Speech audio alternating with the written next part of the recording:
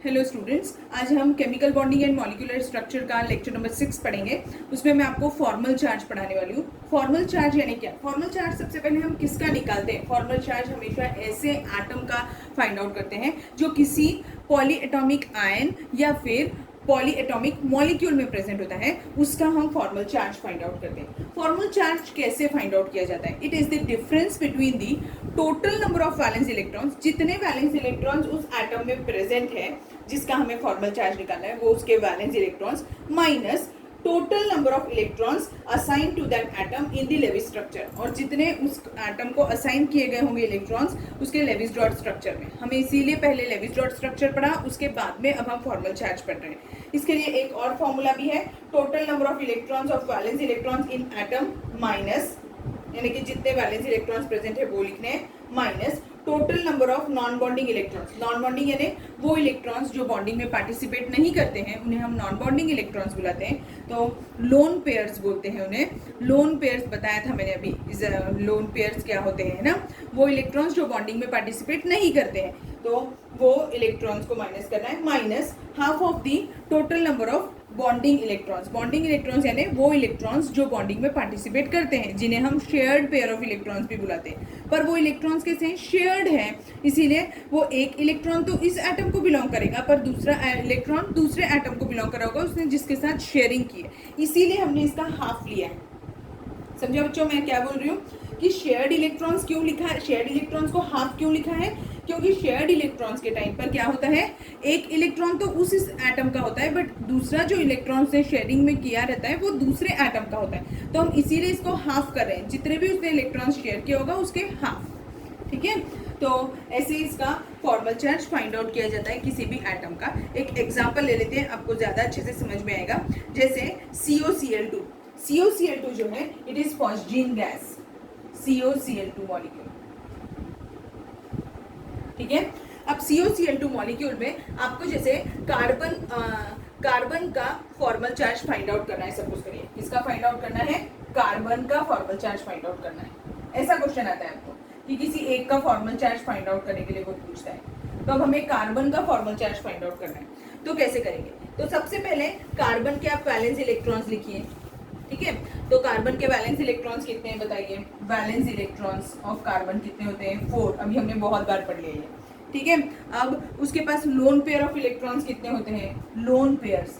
Lone pairs यानी कि वो इलेक्ट्रॉन्स जो बॉन्डिंग में पार्टिसिपेट नहीं करते, तो वो तो इसमें तो कैसा, इसका पहले हम जनरल अगर एक स्केलेटल स्ट्रक्चर बना लें तो आपको समझ में आ जाएगा कितने इलेक्ट्रॉन्स बॉन्डिंग में पार्टिसिपेट करने वाले हैं और कितने नहीं करने वाले हैं। तो कैसे दिखेगा? देखो,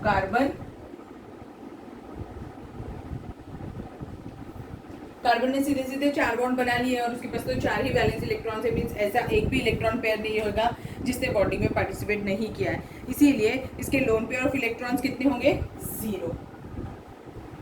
अब शेयर्ड पेयर ऑफ इलेक्ट्रॉन्स, अब शेयर्ड पेयर ऑफ इलेक्ट्रॉन्स कितने होंगे इसके? इसका तो ऑक्टेट कंप्लीट हुआ है ना, इसीलिए कितने होंगे वो? 8। ये देखो 1 2 3 4 5 6 7 8 इलेक्ट्रॉन्स हो गए। अब बस फॉर्मूले में पुट करिए और आपको आंसर मिल जाएगा। तो Fc of carbon is equal to 4 minus 0 minus half of 8। तो कितना हो जाएगा? 4 minus 0 minus half of 8 is equal to 4। तो 4 minus 4 is equal to 0, means formal charge कितना है कार्बन के ऊपर? 0।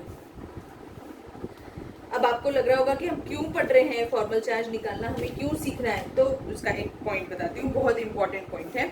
एक्चुअली लेविस डॉट स्ट्रक्चर से हमें मॉलिक्यूल की स्टेबिलिटी का पता नहीं चलता, इसीलिए हम क्या करते हैं, उसके जितने भी लेविस स्ट्रक्चर्स पॉसिबल है उस मॉलिक्यूल की, वो पूरे के पूरे पहले निकाल लेते हैं और फिर फॉर्मल चार्ज फाइंड आउट करते हैं। जिस किसी में लोवेस्ट फॉर्मल चार्ज आता है वो मॉलिक्यूल सबसे ज्यादा स्टेबल होता है। समझ में आया क्या बताया मैंने? लोवेस्ट फॉर्मल चार्ज जिसका आता है वो लोवेस्ट एनर्जी का होता है और वही सबसे ज्यादा स्टेबल भी होता है। तो lowest is the formal charge, lowest is the energy, but highest is the stability. ऐसा लिख कर रख लीजिए आप। क्या बोला मैंने? Lowest is the formal charge is equal to lowest energy and higher stability. सबसे ज्यादा स्टेबिलिटी उसी की होगी। समझा आपको कैसे किया मैंने, क्या बताया आपको, ये समझ में आया क्या? अब हम और 2 एग्जांपल्स लेंगे तो आपको और क्लियर होगा कि कैसे फाइंड आउट करते हैं फॉर्मल चार्ज। वैसे होप सो आपको समझ में आया होगा, पर फिर भी हम और 2 एग्जांपल्स लेंगे। Now let's take the second example, that is calculate the formal charge of chlorine in HClO4 molecule। तो अब मुझे क्लोरीन का फॉर्मल चार्ज फाइंड आउट करना है। तो formal charge of chlorine is equal to, अब वैलेंस इलेक्ट्रॉन्स कितने हैं क्लोरीन में, कितने होते हैं valence electrons? 7 minus.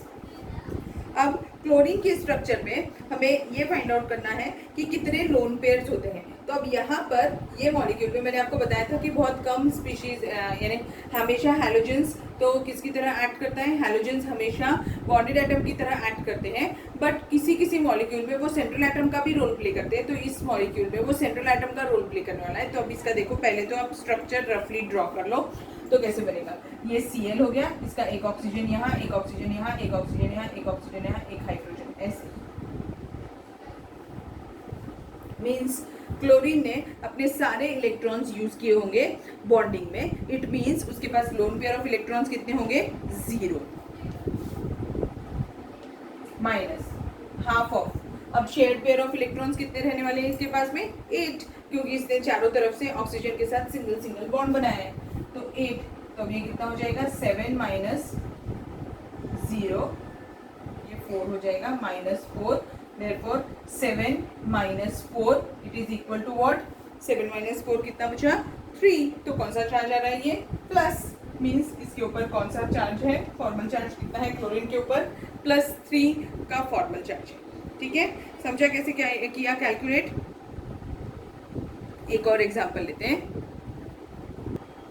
So now the third example is calculate the formal charge of sulfur in HSO4 minus.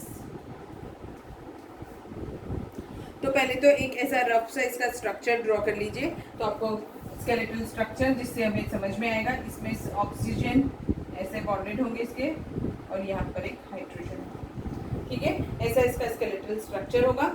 अब इसमें हमें सल्फर का फाइंड आउट करना है। तो formal charge of sulphur is equal to, सबसे पहले तो वैलेंस इलेक्ट्रॉन्स लगेंगे। कितने होते हैं सल्फर में वैलेंस इलेक्ट्रॉन्स? 6। सल्फर का एटॉमिक नंबर 16 होता है। कैलकुलेट करिए, 16 है, 1s2 2s2 2p6 10 इलेक्ट्रॉन्स हो गए, 3s2 3p4 means valence shell में क्या है? 3s2 और 3p4, 3s2 और 3p4 प्लस करेंगे तो कितने होंगे? 6 इलेक्ट्रॉन्स। इसीलिए इसके वैलेंस शेल में कितने इलेक्ट्रॉन्स है? 6 माइनस लोन पेयर्स तो होंगे ही नहीं क्योंकि इसने चारों तरफ से बॉन्डिंग की है, तो 0 माइनस। अब इसने 4 बॉन्ड बनाए हैं, इसीलिए half of shared pair of electrons कितने हो जाएंगे? 8। तो 6 minus 4 it is equal to 2, और कौन सा चार्ज हो जाएगा? प्लस, इसीलिए इसके ऊपर फॉर्मल चार्ज कितना हो गया? +2 का फॉर्मल चार्ज हो गया। ठीक है, समझ में आया कैसे किया मैंने? ऐसे ही आप और प्रैक्टिस करिएगा, आपको क्लियर होते जाएगा। ठीक है, हम फॉर्मल चार्ज कार्बोनेट, नाइट्राइट, इसका भी फाइंड आउट कर सकते हैं। अगर मुझे कार्बोनेट का फाइंड आउट करना है, एक और एग्जांपल ले लेते हैं। कार्बोनेट का अगर मुझे फाइंड आउट करना है तो देखिए कैसे होगा। फोर्थ एग्जांपल होगा शायद, that is carbon in carbonate ion CO3 2-। तो पहले इसका एक स्केलेटल स्ट्रक्चर ड्रॉ कर लीजिए तो आपको और क्लियर होगा कि कैसे होता होगा। तो इसका स्केलेटल स्ट्रक्चर में ये ऐसा रहेगा इसका स्केलेटल स्ट्रक्चर। अब वो आप लेविस डॉट स्ट्रक्चर से कैलकुलेट करने वाले बेटा, वो मैंने आपको बता दिया है, मैं फिर से नहीं बता रही, इसलिए इसका लेविस डॉट स्ट्रक्चर बना लिया। अब कार्बन का हमें फाइंड आउट करना है, तो formal charge of carbon is equal to, इसके वैलेंस इलेक्ट्रॉन्स कितने हैं? कार्बन के पास कितने होते हैं वैलेंस इलेक्ट्रॉन्स? 4 होते हैं, minus lone pair of electrons 0 minus half of shared pair of electrons कितने हैं इसके पास? देखिए आप, इसके पास शेयर्ड पेयर ऑफ इलेक्ट्रॉन्स 8, 1 2 3 4 5 6 7 8 है। तो फिर 4 माइनस 4 इक्वल्स टू 0, मीन्स इसका फॉर्मल चार्ज कितना आ जाएगा? 0 होगा इसके ऊपर फॉर्मल चार्ज। कार्बन के ऊपर फॉर्मल चार्ज कितना है? 0 है। एक और एग्जांपल लेते हैं, formal charge of oxygen in NO2 minus. किसमें देख रहे हैं अभी हम? NO2 minus. NO2 माइनस में आपको किसका निकालना है? इसमें ऑक्सीजन का, ठीक है, ऑक्सीजन का फॉर्मल चार्ज आपको फाइंड आउट करना है। अब इसमें 2 ऑक्सीजन है, तो अब 2 ऑक्सीजन है तो अब हमें देखना पड़ेगा कि कौन से ऑक्सीजन के बारे में वो पूछ रहा है। ऑक्सीजन डबल बॉन्डेड ऑक्सीजन है कि सिंगल बॉन्डेड है। पहले तो आपको इसका Lewis dot structure find out करना पड़ेगा। तो लेविस स्ट्रक्चर हम इसका मैं आपको बता देती हूँ कैसा होगा। इसका लेविस स्ट्रक्चर ऐसा होगा, नाइट्रोजन सेंटर में होगा, एक ऑक्सीजन यहाँ, एक ऑक्सीजन यहाँ। नाइट्रोजन के पास में आउटर मोस्ट ऑर्बिट में कितने इलेक्ट्रॉन्स होते हैं? 5, 1 2 3 4 5। ओके, अब एक माइनस चार्ज भी। ऑक्सीजन के पास कितने होते हैं? 6, और एक चार्ज यहाँ पर ले लेते हैं जो एक्स्ट्रा का लगा हुआ है। तो अब ये हो गया ऑक्सीजन का 8 कंप्लीट हो गया, ठीक है। अब नाइट्रोजन को देखो, इस ऑक्सीजन को 1 2 3 4 5 6, और इसके साथ यहाँ से बॉन्डिंग करेगा वो, तो ये होगा, तो ये डबल बॉन्ड आएगा, और ये नाइट्रोजन के भी कंप्लीट हो गए। इसके पास पहले से 5 थे, 6 7 8 जैसा। अब हम इसके ऑक्सीजन का अगर मुझे फॉर्मल चार्ज फाइंड आउट करना है, तो अब एक ऑक्सीजन ले लेते हैं, कौन सा वाला? सिंगल बॉन्डेड वाला। जो सिंगल बॉन्डेड है उसकी इंफॉर्मेशन लेते हैं पहले। उसका अगर मुझे फॉर्मल चार्ज निकालना है तो कैसा होगा? अब इस ऑक्सीजन के पास में कितने वैलेंस शेल के इलेक्ट्रॉन्स, वैलेंस शेल के कितने इलेक्ट्रॉन्स होंगे उसके पास? तो वो कितने हैं? 6, सिंगल बॉन्डेड के पास 6 minus lone pair of electrons कितने हैं? उसने अपने एक भी इलेक्ट्रॉन्स यूज नहीं किए। देखो बॉन्डिंग में ये वाला इलेक्ट्रॉन तो हमने बाहर से लिया था ना, तो उसके तो 6 वैसे के वैसे हैं, तो वो लोन पेयर्स है, माइनस हाफ ऑफ, और कितने इलेक्ट्रॉन्स इसने शेयर किए हैं? तो सिर्फ 2 इलेक्ट्रॉन्स शेयर किए हैं, इसीलिए 2। तो ये 2 से 2 गया तो कितना होगा? 1 बचेगा, और 6 minus 6 0, means single bonded oxygen के ऊपर कितना चार्ज होगा? 0 चार्ज हो जाएगा।